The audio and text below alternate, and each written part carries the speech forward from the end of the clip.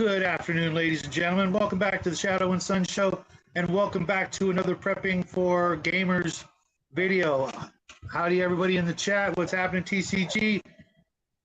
And off to my right or left, depending on your perspective, is my good friend Bo. How you doing today? Let's go. So as you guys may or may not recall, last week we talked about prepping for a 3-day weekend roughly. You know, what you would do, how you would make it through a weekend without power and the basic amenities with, you know, more or less just whatever you have at home or, you know, camping kind of thing. I don't know if anybody took us up on that challenge. Probably not. It was a little short notice, but, you know, maybe this week or you know, at least before the summertime is over, you guys will at least take us up on the 3-day challenge, if not the full 7-day, which I believe is what we're talking about today. We could go up to, you know, we could talk about up to three or 4 months if you want. I mean, it's basically the same thing we're talking about now is doubling what we talked about last week, at least doubling, and then adding some things to it. Like now we can talk about adding a home water filter, you know, something like a Katadyn pocket or a lifesaver ultra filtration or something like that. Something that's or if you're really talking about something like a Berkey, you know. But we're talking about doing things that are affordable and talking about things that are scalable. We want to scale the cuts you made last week. Well, I'd like to talk about some of the things we didn't talk about much, which were some of the dirtier sides of prepping, which are literally keeping clean and what you do to not pollute your area with your own, you know, waste. Those are things that a lot of people, you know, if you're on a weekend thing, you can go behind the bushes sort of deal, you know, if you know you're going to be out of there, you know, and you're out in the wilderness kind of thing. But if you're stuck at home and, you know, your water's running low and, you know, you need to keep clean and you need to, you know, relieve yourself, what are some basics? Well, typically, as long as you have water, your toilet will work.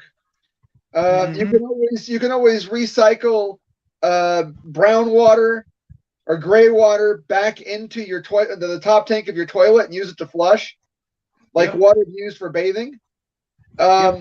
If you're not bathing, you need to keep clean. Baby wipes are good for cleaning your groin and armpits. Dry foam shampoo is good for keeping your scalp clean, which is really what you need to keep clean, not your hair, but your scalp. But again, if you're without power for a weekend, you can make do. I said you can always use the water in the top of your toilet for bathing, and then recycle it back into the top of your toilet for flushing.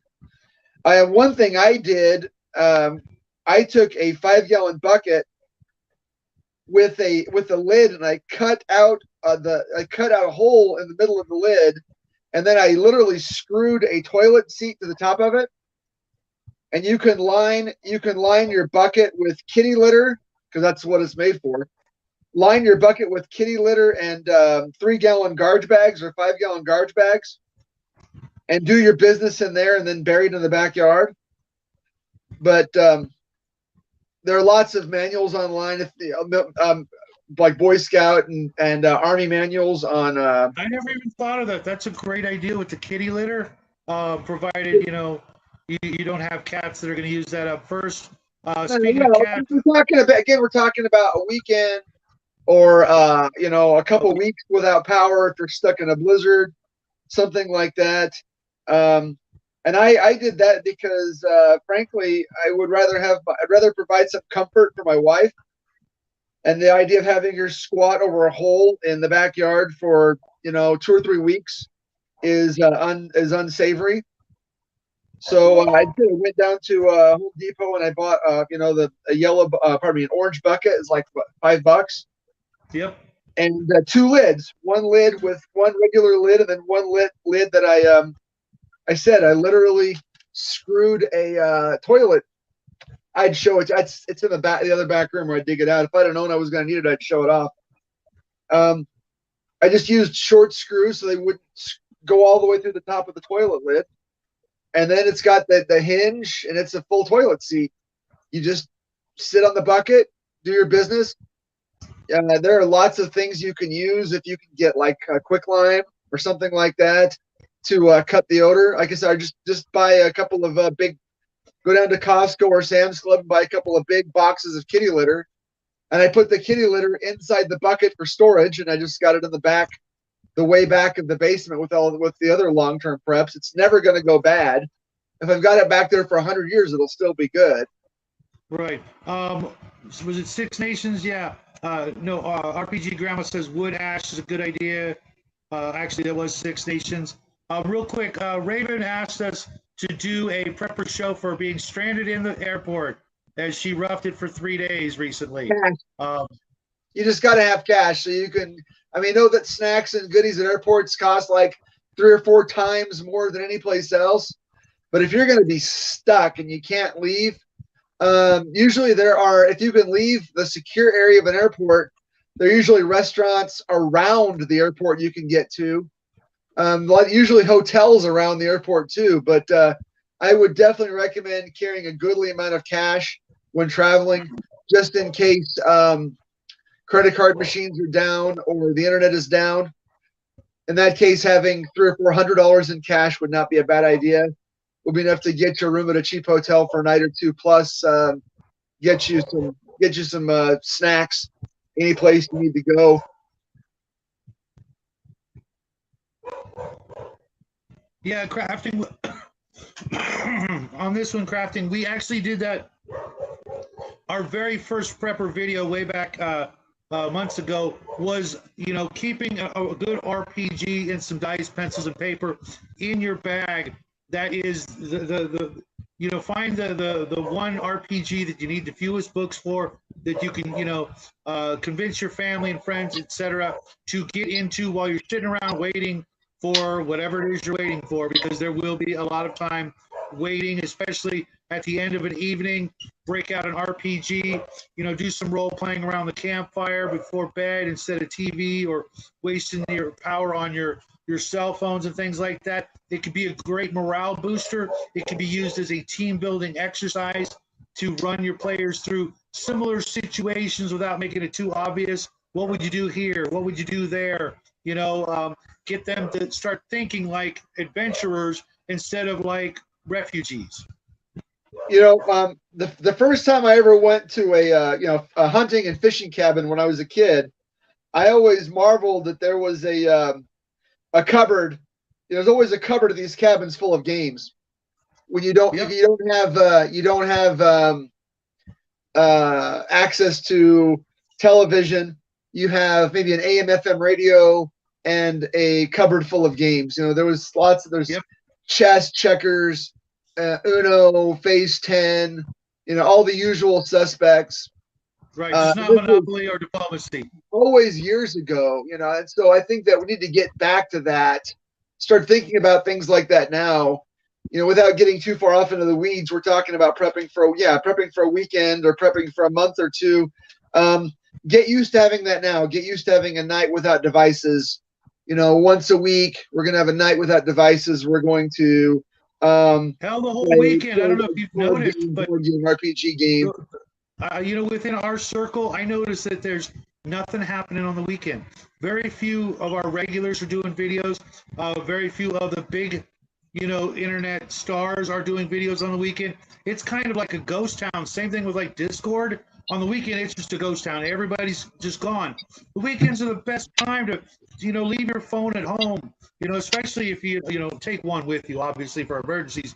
But everybody else, leave your damn phone at home, unless you use it to communicate because you all go in different directions in the mall or something like that. But there's nothing on the weekends, so break out a game. Play some freaking solitaire if you have to, instead of wasting your time scrolling through mindless videos that aren't going anywhere. There are very unless it's a live stream and you want to hang out with your bros or your brosettes or whatever, that's fine. Raven says never fly on Spirit Airlines. I don't fly, so that's going to be an easy one for me. I wanted to go Right. back to the water thing and your latrine issues.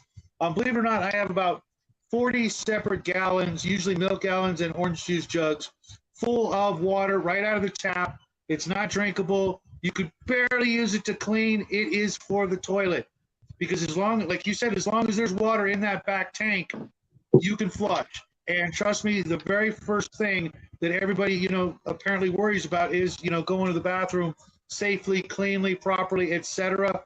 If you've got that covered for the first week, and this sounds, nasty, but you don't have to flush every time, especially with dudes, if all you're doing is filling it up with water, yellow water, just do your business, get in there, and if it starts rising, well, then yeah, you're going to want to flush. But you may have to literally go, okay, we only flush it every 3 times or something like Right. that, because you will, you'll regret it later on when you have no more water and you are digging a latrine or something like that. Especially for the women, they're just they're not used to the that sort of thing. That's why we had the issue with the toilet paper, because they can't Well, just do what men do and be good to go. right. And you know how I feel about fantasy level preps, but I will tell you, if you have the means and not expensive, if you get on like the online classifieds, there are the large caged water containers they use like on farms. There are like 200 or 300 gallons with a steel or aluminum cage around them. Usually, you can pick up those used for like $100 with a hand crank, and you can actually purify that, keep that water purified with a pool shock. If you get the pool shock that is 100% calcium hypochlorite with 65% chlorine, that's usually $6 or $7 for a small bag. And one of those bags will usually, they follow directions, but a bag will purify up to 12,000 gallons of water. I've got some of that. I don't have that container yet. Again, I'm trying to put a list together of people that might be apartment dwellers or people of limited means. But if you've got something like that you can literally bury in your backyard or put in a shed outside, I don't recommend going to store that inside the house because they're usually about a cubic yard. Plus, water weighs 7 pounds a gallon, so you can't really put that in a attic. But if you've got the means with a hand pump, you can hand pump a whole lot of water into buckets and flush a whole lot of toilets. With something like that, like I said, you can easily bury that under a deck if you've got a deck in your backyard, or you can put it inside of a shed or in a patio. But like I said, you're dealing with something that's about the size of a washing machine, a full-size washing machine. But it will store I picked up a water filter for about $20. It's kind of like a straw mechanism with a little bit of a pump. I got it at Walmart. That it literally says it will purify like 186,000 gallons of water before it's no good, and you can literally fit it inside a jacket pocket. I've got 3 water filters that I've used at different times. I've got an MSR battery powered filter that only kills bugs. It doesn't clear chemicals. When I was a kid, I was a big fan of reading all of the magazines, American Survivalism and Soldier Fortune magazine. My dad and I were big into it. My dad mostly. But the one I always wanted when I was a kid was the Katadyn Pocket. The Katadyn Pocket's kind of a misnomer. It's about the size of a Coke can. But it was the one that was always preferred by Doctors Without Borders. And they're still available. You do pay for the privilege of owning one. And actually, the replacement filter, if you need to ever replace the ceramic, costs more than the filter itself. But I've always considered it the gold standard for personal water filtration. But again, you know how I feel about going places. I'm not going anywhere. I'm staying at home. But if I had to travel, like for work or if I had to travel for school, I could put a Katydin pocket in the bottom of my luggage, or carry it with my carry-on, and not have to worry about it. The one I like for home is the Big Berkey with black filters. And if you put 4 or 6 or 8 black filters, because the filters only increase the speed at which you can purify water, but a black Berkey with 4 filters, you can purify water for your whole neighborhood. What do you feel about the homemade sand, gravel, cloth, weed, and charcoal? There was actually, hold on, I'll get it. There was a website. And hold on, Connell. We'll take a vote as to whether we're going to let you in. Let the big guy. Okay, I'll bring you in. Just be gentle. I was going through my prep paperwork because I told you I kind of got out of this when I got into gaming, because this stuff was, it can get to you if you let it. But there was a long time ago. You might be able to find it. There's a booklet called In the Wake. In the Wake, it was published by a guy named Eric McBay, and I haven't been able to find it online for a long time, but it had plans for composting toilets and sand filters. I really only like sand filters as a pre-filter, or for long-term water storage, because it doesn't take out chemicals. You can, if you use like an activated charcoal layer, it will take some chemicals out, but I don't know if I would trust it for drinking. I definitely would trust it for toilet water, though, or maybe even for bathing. Right, and don't discount the boiling of water. If you've got a fire going and you're done cooking, boil some water. Until that fire is completely dead, just keep boiling water. Mark the bottles and containers, as boiled or purified or gray. What's up, Connell? How you doing, man? Hey, nothing much. Just caught some of your conversations about prepping. I do medieval reenactment stuff, where part of the deal is we actually do, some of us, not all of us, there's a great deal, but the group I'm with does medieval style camping. So when it comes to like water, I have tried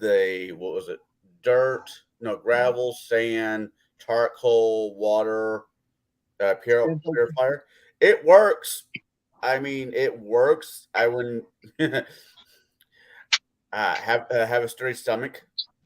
Helps. Well, that's why you got to boil it. The boiling will kill the live things in there, and it will also, once it's boiled, you can actually watch. If you leave it alone, you can watch bits of it settle to the bottom, and just use a straw or something like that. Just pull the top water, and then dump the nastier parts, or use that for something else, or try filtering it again and again and again, because in some cases you're going to want to do that. I've used cheesecloth, like unused cheesecloth, and put it in the water after it's been boiled, and then just suck off that for a while, because it'll hold the liquid. Right. So again, being 100% realistic, what I usually do, like I said, with my Katydin pocket, I will staple coffee filters to the pre-filter that's on it, to help that pre-filter last a little bit longer. The coffee filter will take out any of the larger sediment, and then the smaller sediment gets trapped in the pre-filter, and then everything else goes into the big filter. If it's just a matter of trying to, when it comes to preps and prepping, my attitude is I don't want to prep for things that have never in the history of the universe ever happened. Mm. I want to spend all my time prepping for things that are likely to happen. There's going to be an EMP that's going to wipe out the whole world. Well, has that happened in the history of the last 200 years? Should I focus my limited resources on things that will happen or may never happen? I want to focus on things that I know will happen, right? Because if I was Bill Gates, I'd have a bunker in Montana, but I'm not Bill Gates with a bunker in Montana. there you go. If you can find the old what were those books called? The ones that had like Planting by the Seasons and all. It was all they're all based on Appalachia. Starts with an Farmer's A. Almanac. Yeah. No. They weren't almanacs. They were books. Some guy in the 70s, when Appalachia was really dying out. I mean, it's gone now mostly. But went down in the 70s and interviewed all those people that had lived that were like adults during the Depression. And there were a series of books. There were like 8 volumes of these books, and they were big, huge. I haven't seen them in years. So go drop some radical times. Whatever you can get, whatever you think you need. Again, I think that right now, Shadow and I are trying to help people that are at the beginning of prepping and that have almost no idea of what to go and where to and how to get things, be a little bit more confident and can say, look, yes, you can do this. You can do these things. We're not asking you to, mortgage your house, to buy, a Humvee and an Airstream. We're trying to things that you can do right now. You can get a kerosene stove or a white gas stove. You can get a backpacking style water filter. If you have a little bit more money, you can even buy something like a big Berkey. You can put away a couple 100 cans of food, even if you live in an apartment. You can take cardboard boxes, the small ones like the flats, and you can put canned food under your bed, right? Yep. You can take a first aid class. You can take a stop the bleed class. Most hospitals offer free or cheap stop the bleed. Just Google that, stop the bleed. It's like a 4 or 5 hour class to teach you how to use a tourniquet. Take a class, take a CERT class, take a first aid class, just simple things that you can do now. Right. If you can get a book like this, your basic first aid book, this one's a couple 100 pages, I think. Yeah, 250 pages. If you don't have the time now, you can always look it up. It's something simple like this, a small, lightweight first aid book. There are other first aid and survival books out there. There's a really great one out there, The Old Ways, I think it is, or The Lost Ways. That's a little bit more of an expenditure, but we can get into that one later. But I keep seeing the commercials for it, and it seems like something I'm going to actually end up getting later on down the road. But there are a lot of small books, especially if you're going to be staying at home, having something like this, even some military, training guides and things like that have a lot to offer. I've got the Rangers Training Handbook and other things like that. Even though we're just talking about like a week or so of, being prepared or having to go through something,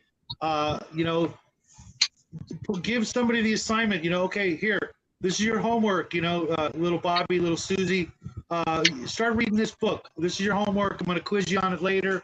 They become the designated, medic of your family, so to speak, your wife or whoever, instead of, having them chop firewood, things like that. I want to get on to food because that's one of the biggest things people worry about. You talked about the cans and things like that.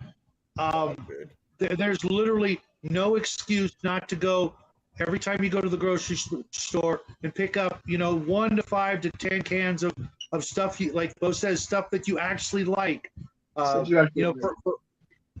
Right. One of our family favorites is corned beef hash. It's a hearty, meaty meal that you can prepare several different ways. You can make sandwiches out of it. You can eat it. Don't eat it right out of the can, even though just about everything in a can is already cooked. If you're thinking Vienna sausages, think again. That is one of the worst things to waste your money on. For an entire can, it's like 150 calories, and for the same amount of money, you can more or less get 500 to 800 calories, sometimes even 1,000, depending on the exact meal that's in the can, Yeah, Vienna sausages are mostly water. You can eat 4 cans of that and still be hungry an hour later because it's going to just digest into nothing. If you were to squeeze out all the water, you'd be left with about 2 tablespoons worth of actual nutrients. It's just not worth it. They may be good, as a treat or something like that. My son loves taking a can of Vienna sausage and throwing it in with SpaghettiOs or even ravioli just to bulk it up, but it's just not worth the money. Beef stew, well, you may think that's a great one, unless you like every ingredient in there. Like some people don't like the potatoes. This guy, it may seem like a good way to go, but most of what's in the can is gravy, and unless you're going to sop that up with bread or lick up every drop, most of the calories are in the freaking the gravy. And I can't tell you how many times that I've made that, and there's more in the bowl. When people are done, you're throwing away a couple hundred calories right there. I would go with things like chili, tuna, chicken. Even the SpaghettiOs, not a good idea. Ravioli's a better bet because it's more actual food, less sauce. Your mileage is going to vary. Fruits and veggies, not so much. That's for really long-term preps. Maybe some fruits like pineapple. That's not a bad one because not only are you going to get the pineapple, but you could then, mix your pineapple juice into your Malibu rum or something like that. Or just drink it, add a little bit of water and have pineapple juice. But or peaches, that's not a bad one because it's pretty dense. But fruits and veggies, that's for a long term. That's for you. Yeah, that's past 6 months. I'd say past 6 months. Grid down again, which doesn't really happen, at least not in the U.S. Right. Not saying it couldn't, saying it hasn't. And if that falls in your threat matrix, then that's what you prep for. Whatever falls in your threat matrix. Like I said, for me, it's something like long-term illness. What's the chair trick? What's that? What's the chair trick Grandma's talking about? I knew about the chair trick. I don't know what the chair trick is either, unless she's turning a chair into a toilet. Okay, vinegar is a good thing to have in bulk too. Absolutely. I was doing the apple cider vinegar every morning, and literally the nasty. I don't care how much lemon juice you put in it. That's one of the nastiest things, probably the nastiest thing I've ever smelt or drank. Go with the apple cider pills, but regular white vinegar or what have you has a lot of uses outside of just taking your morning dose to keep you regular and things like that. And it also helps with your respiratory system. If you know someone who's got issues like that and they're running low on their respiratory meds, put them on an apple cider vinegar pill every morning. Vienna sausage is also fatty, not much protein. Yeah, it's garbage. I do. I go camping. I'll take canned peaches, and there's just a lot of sugar in those canned peaches. Oh yeah, just a lot. And if you divvy it up, as sort of like the dessert or something on the side of the plate, because the fruits and veggies, that's for when you have the luxury of making like a 2 or 3 course meal, as opposed to you're getting chili tonight, eat every bit of it. If you can actually, you can do a 4 food groups type of meal. Awesome. Good luck on you with that, because there's actually off the bat. Right. That you mentioned eating the whole can of chili. I want to mention one important aspect for food that most people haven't considered, and you need to Google. There's a phenomenon called appetite fatigue. Yep. And then you think about like picky kids. Picky kids. There are many instances of kids that would literally, and old people, the elderly and the very young, would literally rather die, and I mean literally die, than eat that thing one more time. So you have to have a variety of food that you and all of your family will actually eat. Don't count on your kids to eat beans and rice when you've never made them beans and rice before. Yep. That's not the time to discover somebody doesn't like something. So buy all of the food that you like to eat, whatever that thing is. I don't care what it is. I don't care how much it costs. Find a way to do it for you. This is, again, preparation. When the American Red Cross and Homeland Security and the Boy Scouts all take a checklist approach to prepping, it doesn't work because preparations must be an intensely personal thing. I can't tell you what to buy. I can't tell you how to prepare. I can give you ideas and I can tell you what I've done. But appetite fatigue is a very scary proposition. It's for real. It's legit. I'm not messing around. I just had a thought here. You know how you guys go to the fast food restaurants and they, depending on where you go, they'll give you like way too much ketchup.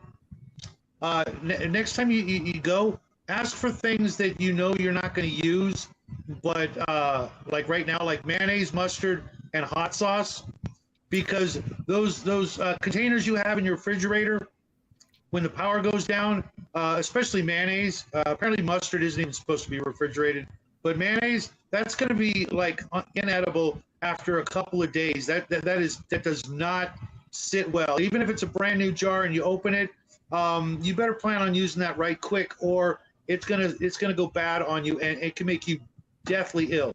And the last thing you need is diarrhea and vomiting in a situation like that. However, if you've got individual packets of mustard, mayonnaise, ketchup, etc., even barbecue sauce, things like that, find a place, just toss them in there, and every couple of months or whatever, if they start like bulging out like a balloon that's about to pop, you toss those. Yeah.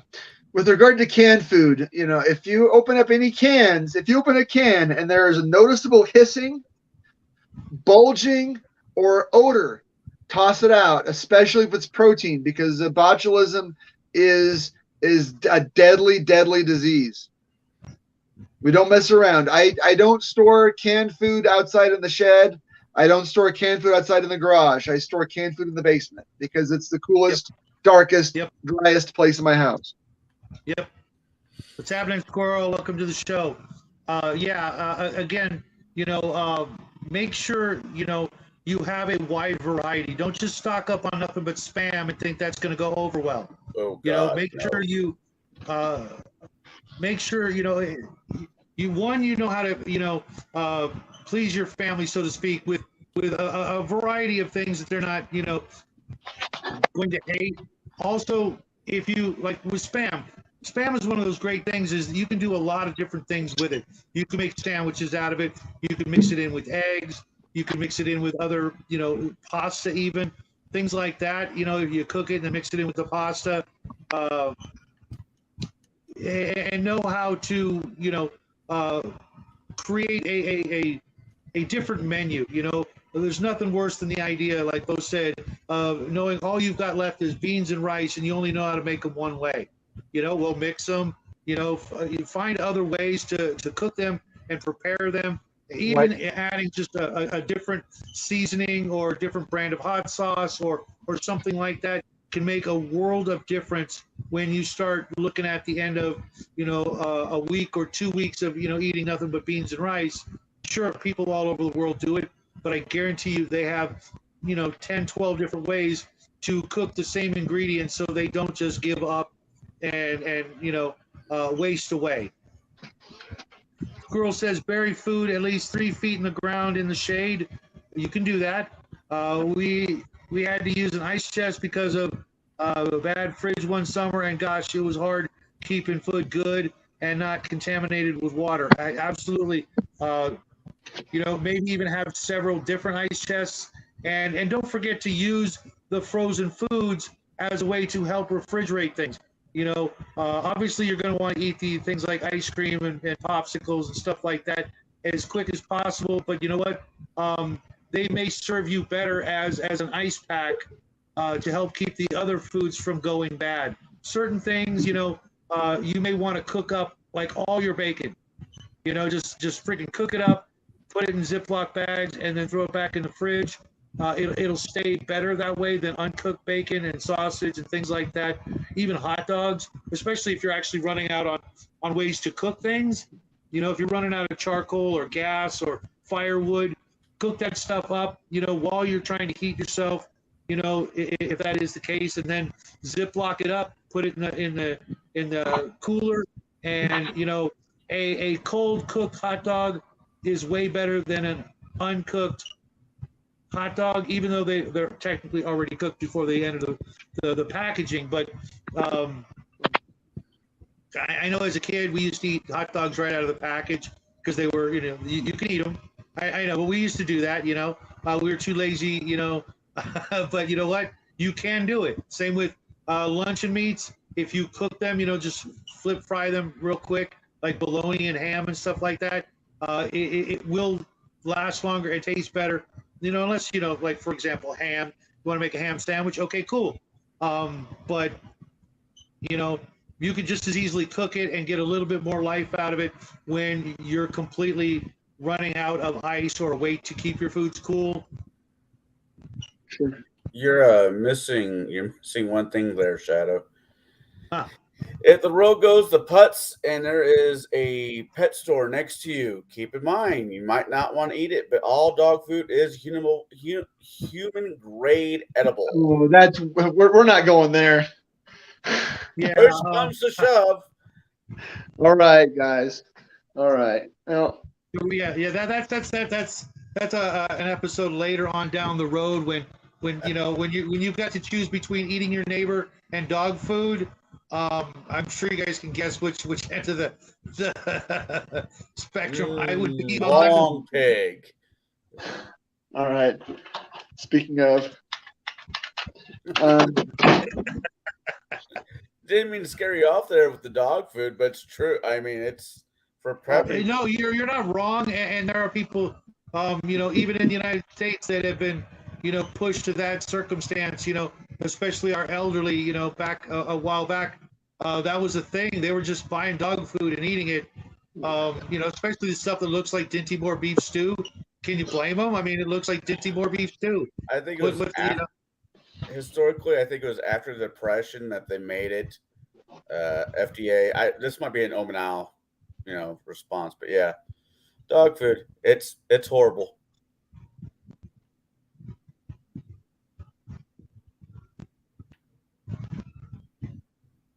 Yeah, that's that actually started happening during COVID. I started noticing that, and people didn't listen to me when I pointed it out to them. I noticed big holes in the grocery store. I'd go to buy brand Y of things. I couldn't find canned pears for like 2 years. Any brand. Well, maybe not 2 years, but at least a year. I couldn't find canned pears at all in any store. I don't know if anybody else noticed that, but I mean, people must have noticed it. They probably just thought, well, I'm going to buy peaches instead because that's how we're programmed. Well, I can't buy this thing. I'll buy this thing instead. But when you can't buy the thing that you like, if I've been a good boy. Yeah, okay. Well, I'll leave you guys to it then. I got the thing that we talked about earlier. Okay, no worries. We're just gonna go the full hour and then say adios to everybody. Take care, Bo. Grandma, one of the things that's happening with the grocery stores is they're keeping stuff in the back to sell the higher priced items, knowing that people are desperate, lazy, and unwilling to go to another store. I found this out with, I buy generic potato chips of all the styles and flavors, but I only buy generic. And for a period of time, that section was completely empty, but all the name brands were stocked to the gills because no one was buying them. They were going for the generics because they realized, hey, the price difference is like 50% different, as in cheaper, but and the quantities were roughly the same, here and there. But people were just going, things are too expensive. I'm going to try the generic chips, and they sold out, and nobody was buying the other stuff. And I noticed because I actually went back where I wasn't allowed to go in the grocery store, claiming I was looking for the restroom. And I noticed cases upon cases of the generic products just sitting there, not being put on the shelves because they weren't selling the name brand of chips and other products as well. Like barbecue sauce and ketchups and things like that. People just weren't buying the name brands anymore because of the massive price increase, especially even after COVID was no longer a thing. But then eggs started being crazy, where they were $20 for 18 eggs. Now they're back down to $8 for 18 eggs or 2 dozen or what have you. I go grocery shopping probably twice a week just because of my job. I shop a lot, and I've heard you guys bring this up before. And during COVID, and now I haven't. I don't know. Maybe it's a regional thing. Maybe they're trying it out in your region of the states before they move it over to here. But there was. I mean, I didn't notice any shortage of anything. So I don't know. Different areas, different That's population centers, yeah, but that's this was basically Walmart doing this for quite a while, because we have two Walmarts, so we could go to both, and it was the same. It was like, how are you out of this, but you're fully stocked on that? It's stuff, half the time it's being Walmart's very much its own creature. right, and from a business point, you can see where, hey, if they're not buying this product, I'm going to get stuck with it. Well, I'm just going to, narrow down your choices and see, who bites, who's willing to, go ahead and buy the name brand this or that, because they can't live without it. Well, we just, we went without, or we found other alternatives. Popcorn's a great one. Popcorn's a great food to store and have on hand in bulk, because it's not going to go bad. It's already, been processed to the point where it would take a serious amount of time for it to no longer be good. And if you've got an air popper, or like we do, we have an old-fashioned, crank style popper that you can take camping with you or whatever.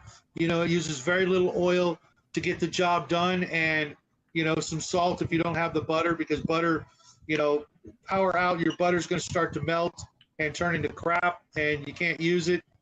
And a lot of people I know, they put hot sauce on it anyway, so why even bother with the butter? No hot sauce. I'm right there with you, but I'd rather have popcorn with just salt than plain. Even though I can do that too. There's other things you can do, throw seasonal on it or what have you, just to make it ooze something different. But the amount of popcorn you can get and store compared to like chips or pretzels or things like that. And there's something about the smell of the cooking popcorn and the sound, especially if you're sitting around a campfire, or in your backyard barbecue, trying to make the best of things. You break out some popcorn and maybe start playing a role-playing game, or just play Uno or something like that. Will make those times go by easier and more comfortably than without some of the little amenities that will make it even a pleasant thing to remember, going back, years from now, when you went through this or that, and you can go, oh, every time I, make popcorn, now I think about, the good time we had during a bad situation. People are, pretty malleable and resistant to a lot of things. And sometimes it just takes a little thing to make a bad situation, better. A friend of mine was going through a rough time recently, and just some little things cheered this person up immensely. I was just amazed. I would be, cussing and fuming, over some of these inconveniences, and this person was just like, doing just great, better than I would at least. Yeah, okay. The dog food. Let's try to avoid that. Right now we're just really talking about a week. Let's just see, what you guys can do for a week. Think it. Make a game out of it for your family. Yeah, we're gonna set up the tent in the backyard, and we're just gonna pretend we're camping. So no TV, no cell phones. Just see what we can do. Sorry for bringing up the dog food. I didn't know it was going to blow up the way it did. No. It's a valid point, but we're only talking about a week because most folks aren't ready. I know a lot of you guys in the chat are totally ready to go. I'm ready to go a year without the man. Okay, cool, great. But there are a lot of folks that aren't ready for 3 days, let alone a week. Let's try to help those folks get through the first week Right. and learn what they can. I'm at the current moment. If I did a full inventory of everything I have, I could probably do a week and a half. Only because I'm used to going camping and these primitive camping sites. But no, you're completely right. In most of this, it's also just gotta keep your mind day on day, not day on a week. Not week at a time, but keeping your mind day on day helps a lot. I've no. Yeah, I can't talk.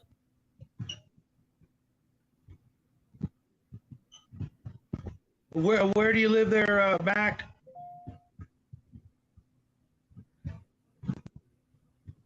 Right. Again, I cannot stress enough how important it is to have, and don't get the cheap popcorn. I've tried it. It's cheap for a reason. Go and get the Orville Redenbacher. Sorry, we're not getting sponsored by them, but that's the way to go. It makes bigger popcorn. It tastes better. It pops more thoroughly, and they say you get what you pay for. I fully believe that with all my heart.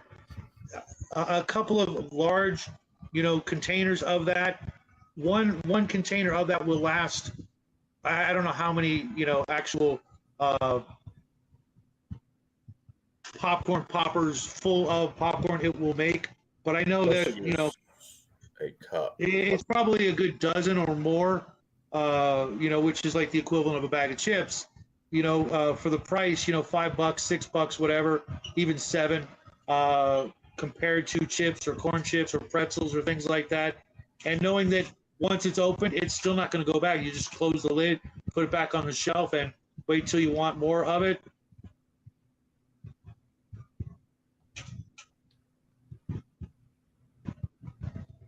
Okay, no eating neighbors until the 5th week.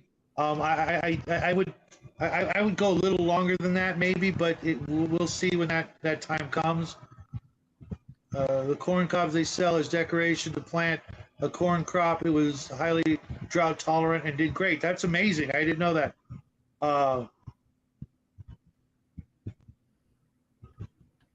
Yeah, you're definitely going to want to have some of the other things for longer, term storage. The rice, the beans, the sugar, the salt, even pepper. Those things are for more serious preps, longer than a week.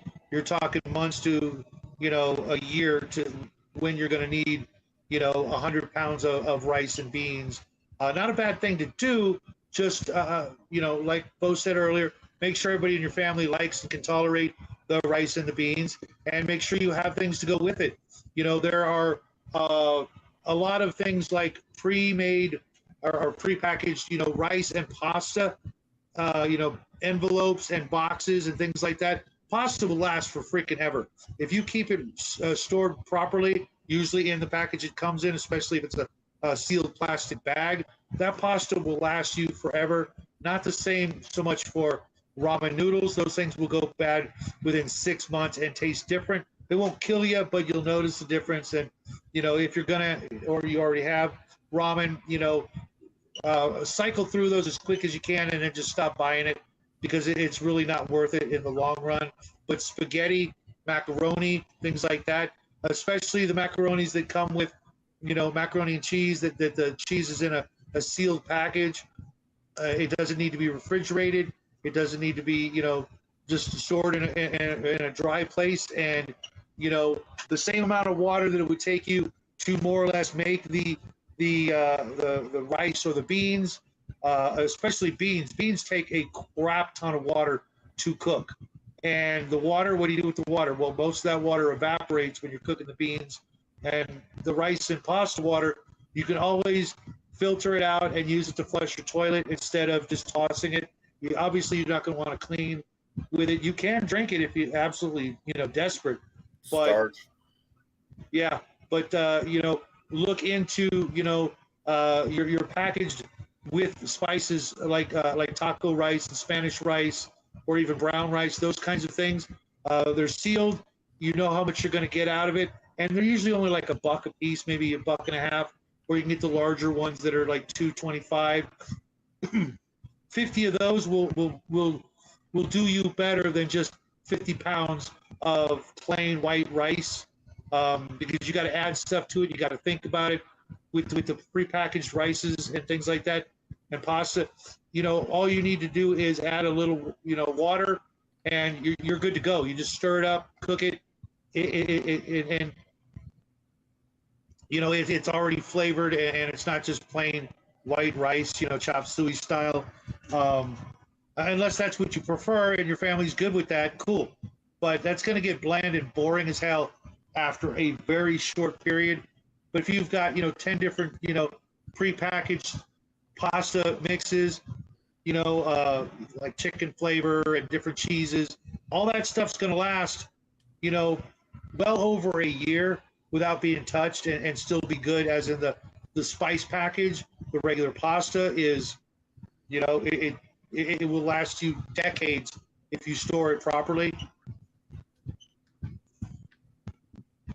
Oh, $20, one big bag of rice, sugar, salt, peanut butter, bread, water, water, water. Yeah, absolutely. Peanut butter, though, these days, I don't know if you noticed, is crap. I would rather go with just about anything else.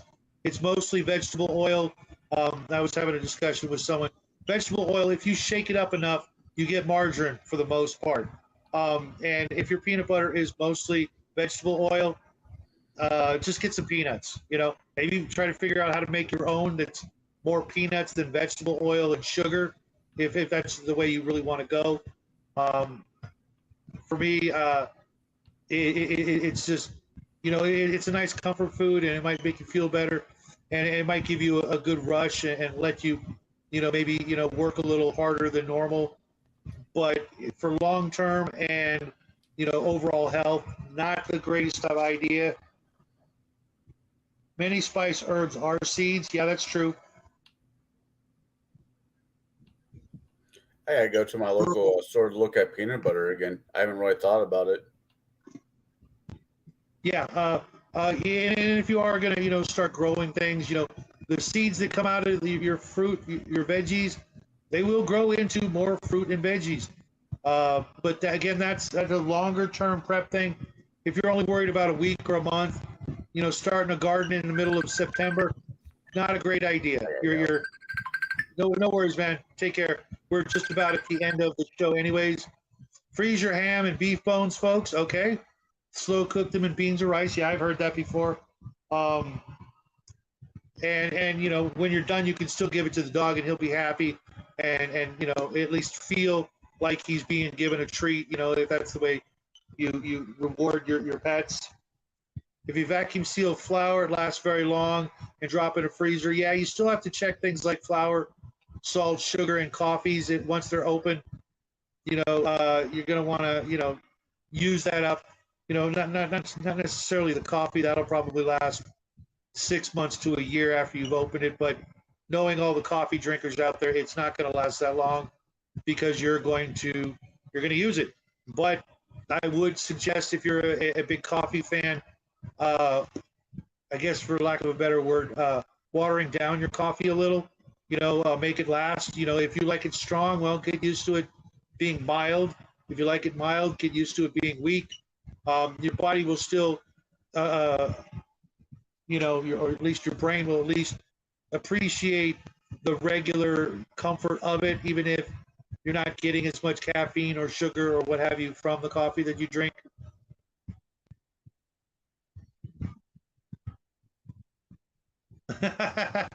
Don't put oxygen absorbers in with your salt and sugar unless you want to pack an ice pick to break it up. If you're doing long-term storage, yeah, absolutely. I would actually recommend breaking up those paper bags of flour and sugar and things like that into smaller packages, because something we talk about, is bartering. again, that's for a longer term thing. But if it's a week down, week grid down situation, having pre-weighed out, 1 ounce or 1 pound of sugar or flour or something like that to trade with somebody for gasoline or something, really important might be the way to go. With your neighbors, obviously, it's a great idea to know your neighbors and know who you can trust and know who's ready for a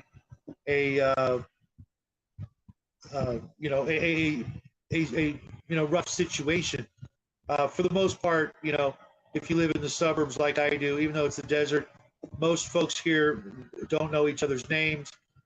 You can go back and watch our video on your circle of trust to find ways to sort of weed out who you can trust and who's ready in your neighborhood. And because you're not going to make it on your own in a longer term situation. in a long term situation, in a short term situation, you're going to be just fine. Fend for your family and that's it, and let everybody else worry about themselves. But in a longer situation, you absolutely do need a community to get to keep the community safe, because you never know when the marauders are going to come out and try taking your stuff. OG peanut recipe is a simple recipe. Okay, cool. Most just ground peanut paste. Honestly, that's fine. If you are into the peanut butter, I would go that way. We do have a Winco in the area, but a lot of their bulk stuff is incredibly overpriced, and you can go and buy the packaged stuff so much cheaper. It seems like a great deal at Winco, but it really isn't always a great deal. You should probably have an over-the-counter meds you might need. Absolutely. Again, though, we're just talking about a week right now. If you don't have enough meds to last a week, then you really need to talk to your doctor and see what you can do about fixing that. Lentils, if you like lentils, cool. Not a fan. Now all I need is a horse with no name. Yes, absolutely. I'll take 3. Painkillers, acid pills, Imodium, Neosporin, hydrogen peroxide, rubbing alcohol, Band-Aids, Alka-Seltzer, all of that stuff, you can never have too much of it. Most of it will last a hell of a lot longer than you think it will. And, even getting that stuff at the dollar store, not a bad idea, just because you can actually hand that stuff out. You're only handing out $1 instead of, $7.99 out of your larder. And, that way, people aren't thinking that you're stocked to the rafters with all the survival things. You're like, all I've got is this, trust me, beggars cannot be choosers in a situation like that. Yeah, they do have 1-pound bags, and do it. Use your own budget and think of what you can afford. But start now. Start putting stuff away. Find a closet, a shelf, something. Even if it's in your regular pantry, clear out that shelf. That's stuff that you're never going to eat or eat it. So you can start getting the habit of cycling through your older cans first and the newer cans in the back, and making meals. My family used to do it for different reasons, but there were meals we had. Everything came out of a can, and nobody complained, and everybody loved it. Sometimes even looked forward to it. I won't go into that, but there are perfectly decent meals you can make, and it's all out of a can. It might cost you $5-6 to feed a family of 4, and nobody's the wiser. Maybe throw in a package of pasta or rice or something like that. Yeah, obviously, most of us here are ready for the long-term planning, the long-term prepping. A year is like, for us, that's like a no-brainer. But for the beginners, the people who are brand new at this, let's get them through the first week and see if they're even, ready up here and in here to do it for 6 months, a year. Once they get into it and they realize they're creating their own insurance policy and lifeline and making themselves self-reliant without the need of going to the grocery store every week or every 3 days, then they'll be more prepared to survive whatever comes their way. Not just the big things, but some of the littler things that could happen. We often talk about losing a job. If one of your household family members who you all rely on loses a job, having 6 months worth of groceries can really make a big difference when you're trying to save the money or make the little bit of money in your account last as long as possible. Well, if you don't have to go to the grocery store for a couple of weeks, that might be what it keeps you from going overdrawn in your bank account because you had to go to the store for this or that. Look in your larder, look in your storage area for what you have that you can use for an emergency. If someone loses a job or gets injured and can't work or something like that, and you've got a closet full of food, it's like, okay, well, we're not going shopping, but we just saved ourselves $200 for this week, and that's one worry we don't have while someone recovers or finds another job. No worries. I think a lot of us were Tuna, LaChoy, Campbell's, Tang kids. Abso-freaking-lutely. You are absolutely speaking my language, and there's nothing wrong with it.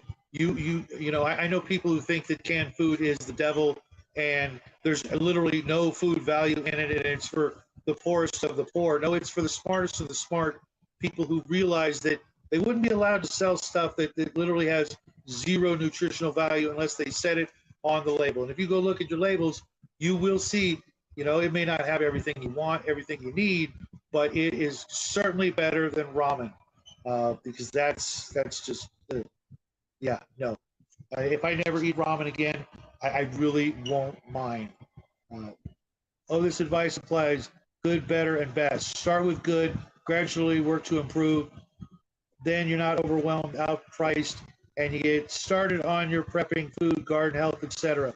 Yeah, that's exactly it. You got to start small. Not every prepper, can afford to drop $1,000 and make sure they're good for 6 months or what have you. Buy a solar power generator and all those Patriot food things. I'm telling you right now, that stuff is crap.